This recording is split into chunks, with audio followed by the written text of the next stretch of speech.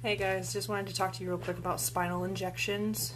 25,000 spinal injections are given every single day. So a lot of people get these for low back pain or sciatic pain because they've used meds, they didn't work, so they want a quick fix, so they go and get an injection. So 25,000 spinal injections are given a day. Steroid injections of the spine are off-label, which means that they've never been approved by the FDA for spinal care. Some say chiropractic adjustments are dangerous or chiropractors hurt people. I don't agree with that.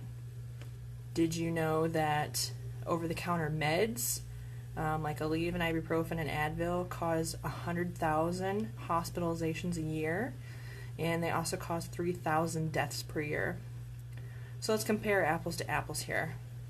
A little story about my dad. My dad had really bad sciatic pain about 10 years ago. He tried meds. He went to his MD. He tried meds. And this was all when I was in school, so I wasn't practicing yet.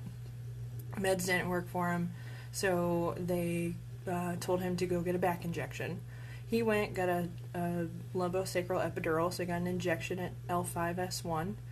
And within 3 weeks, he started having flu-like symptoms, and he wasn't feeling well. He was a truck driver at the time. Went on 2 runs, came back, and by the time he got back to the station, his receptionist called my mom and said, "You need to come get him. Something's not right." He was very lethargic. He had excruciating pain from head to toe. So she ended up taking him to the hospital when he just kept asking to just take him home. He just wanted to go home and go to bed. When he got to the hospital, he had 103 temperature. My dad's usually hypertensive. He has high blood pressure. His blood pressure was 60/40 at the time.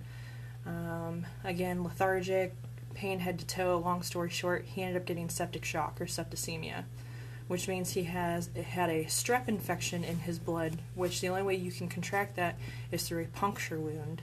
And my dad hadn't had any cuts or scrapes on him at all. So after talking to his doctor, the MD and I decided that, I told him, he had this procedure done. He had an injection done 3 weeks ago, and this is what I believe is causing it.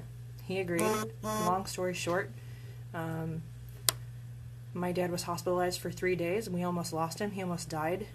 He almost died from this. So they gave him a bunch of painkillers. They gave him a bunch of antibiotics to help clear everything up. He also ended up getting cellulitis in his right calf. His right calf was 3 times the size of his left calf, and it was red, and it's hot to touch, so they automatically assumed he had a blood clot. But they did a Doppler on him, and they realized that it's not a blood clot, it's just cellulitis. So fast forward to the next month. He had the exact same procedure done. I begged him not to, but he's like, "I'm in so much pain, I can't, I have to do it." So he had the procedure done again, 3 weeks to the day from the procedure.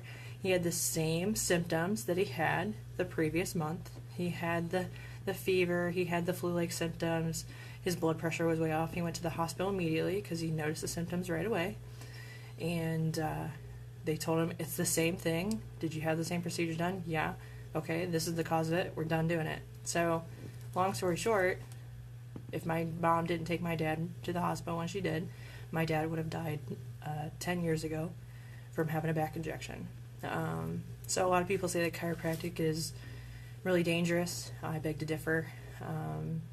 Just so you know that I know this for a fact because chiropractic is one of the safest medical practices out there because we have the lowest malpractice insurance.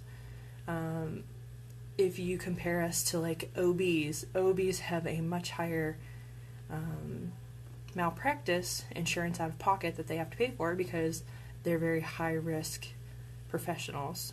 They give birth, they do surgeries, they birth babies, they go through that whole procedure. So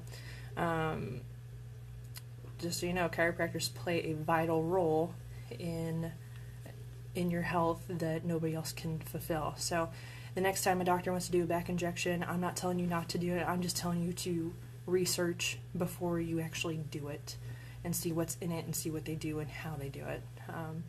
Again, it's totally up to you. I don't like them, but some people benefit from them. I'm just saying that from my experience with my dad because of what we went through. So, hope you have a great day. We'll see you later.